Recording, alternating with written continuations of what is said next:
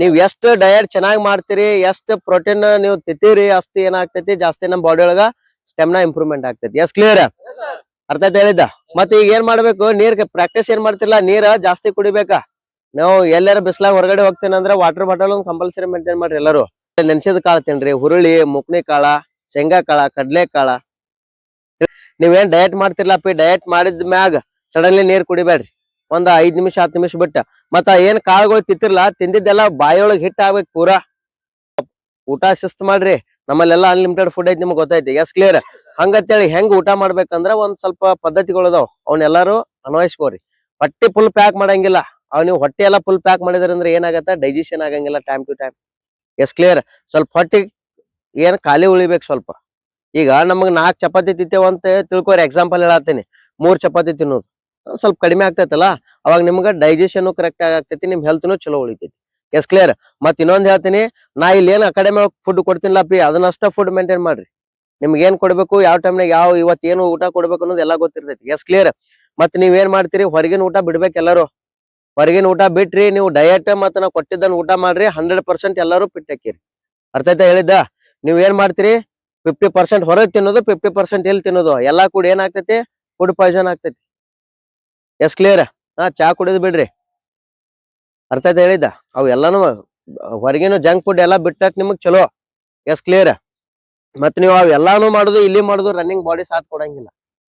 ಏನೋ ಒಂದ್ ತಿಂಗಳಾಗ 1 ಸಲ 2 ಸಲ ಬಾಯಿ ಬಾಳ ಒಂಥರ ಹಂಬಲ್ ಆಗಾಗತ್ತಿತ್ತ ಅಂದ್ರ ಅವಾಗ ಏನ್ ಮಾಡುದು, 1 ಸಲ 2 ಸಲ ಅಷ್ಟ ತಿನ್ನೋದು.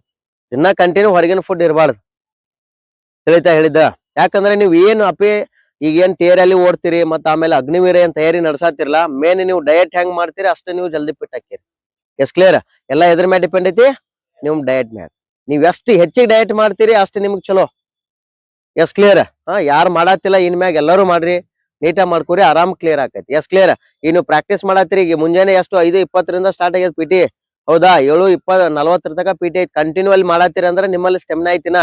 ನೀವು ಒಂದ್ ವಾರನ ಪ್ರಾಕ್ಟೀಸ್ ಮಾಡ್ಬೇಕಾದ್ರೆ ನಿಮ್ಗ ಎಷ್ಟ್ ದಿನ ಇರ್ತೈತಿ, 5 ದಿನ ಪ್ರಾಕ್ಟೀಸ್ ಮಾಡ್ತೀರಿ, 1 ದಿನ ರೆಸ್ಟ್ ಇರ್ತೈತಿ. 6ನೇ ದಿನಕ್ಕೆ ಏನ್ ಇರ್ತೈತಿ, ನಿಮ್ದು ಡೆಮೋ ರ್ಯಾಲಿ ಇರ್ತೈತಿ. Yes clear? ಆ ಡೆಮೋ ರ್ಯಾಲಿ ಒಳಗೆ ಕೂಡ ನೀವು ಟೈಮಿಂಗ್ ಕೊಡ್ಬೇಕಂದ್ರೆ ನೀವು 5 ದಿನ 2 ದಿನ ಬಂದು 3 ದಿನ ಸುಟಿ ಮಾಡಿದ್ರೆ ಟೈಮಿಂಗ್ ಕವರ್ ಆಗ್ತೈತಿ? ನೋ. ಯಾಕಂತ ಕೇಳ್ರಿ, ಈಗ ನಿಮಗ್ ಗೊತ್ತಿದ್ದ ವಿಷಯ ಐತಿ. ಈಗ ನೋಡ್ರಿ, ಬಳ್ಳಾರಿ ರ್ಯಾಲಿ ಬಿಟ್ಟ, ಎಷ್ಟ್ ದಿನದಾಗ ರ್ಯಾಲಿ ಐತಪ್ಪ, 20 ದಿನ ಬಿಟ್ಟ. ಹೌದಿಲ್ಲೋ?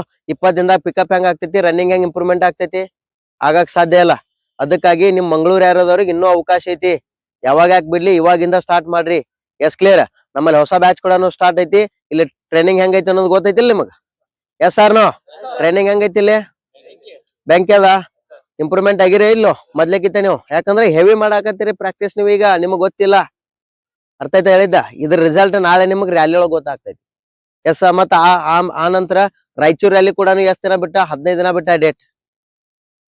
ಈಗ ಏನ್ ಮಾಡತ್ತಾರ, ರ್ಯಾಲಿ 15-20 ದಿನ ಅಷ್ಟೇ ಟೈಮ್ ಕೊಡಾಕತ್ತಾರ. ಅಂತದ್ರೊಳಗೆ ನಾವು ಇಂಪ್ರೂವ್ಮೆಂಟ್ ಹಂಗ ಆಗ್ಬೇಕ್ರಿ. ಫಸ್ಟ್ ಗ್ರೂಪ್ ಹೊಡೆದ್ರೆ 60 ಮಾರ್ಕ್ಸ್ ಅದಾವ ಇಲ್ಲೋ? ಸೆಕೆಂಡ್ ಗ್ರೂಪ್ ಎಷ್ಟ್ ಅದಾವ, 48 ಮಾರ್ಕ್ಸ್ ಅದಾವ. ಥರ್ಡ್ ಗ್ರೂಪ್ ಎಷ್ಟೈತಿ, 36 ಮಾರ್ಕ್ಸ್ ಅದಾವ. ಇನ್ನು 4ನೇ ಗ್ರೂಪ್ ಓಡೋರಿಗೆ 24 ಮಾರ್ಕ್ಸ್ ಅದಾವ. ಇವೆಲ್ಲಾನು ನೀವು 4th ಗ್ರೂಪ್ ಕಂಪ್ಯಾರಿಸನ್ ಮಾಡಿದ್ರೆ ನಾಳೆ ಫೈನಲ್ ಮೆರಿಟ್ ನಾಗ ನಿಮ್ದು ಹೆಸರು ಕುಂದ್ರಂಗಿಲ್ಲ. ಅರ್ಥ ಆಯ್ತಿಲ್ವೋ? ಎಲ್ಲರೂ ಎಕ್ಸಲೆಂಟ್ ಹೊಡ್ರಿ. ಫಿಸಿಕಲ್ ಆಗಿ ಎಷ್ಟು ಮಾರ್ಕ್ಸ್ ಅದಾವ, 100 ಮಾರ್ಕ್ಸ್ ಅದಾವ.